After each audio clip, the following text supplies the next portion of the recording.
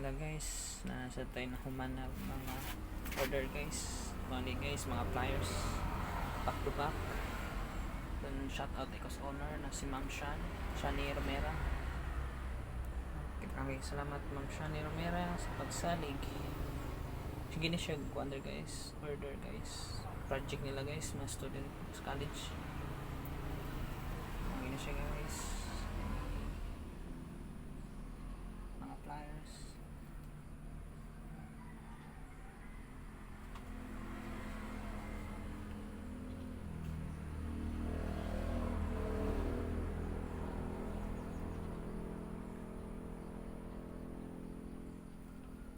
Salamat guys, dan ayaw mo kalimut og like, share, and follow katong wa pa ni follow do.